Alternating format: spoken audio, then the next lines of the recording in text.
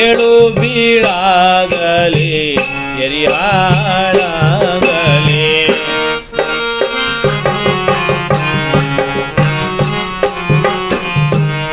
ಏಳು ಬೀಳಾಗಲಿ ಎರಿಹಾಳಾಗಲಿ ಏಳು ಬೀಳಾಗಲಿ ಎರಿಹಾಳಾಗಲಿ ತ್ವಾಳ ಒಯ್ಯಲಿ ನಮ್ಮ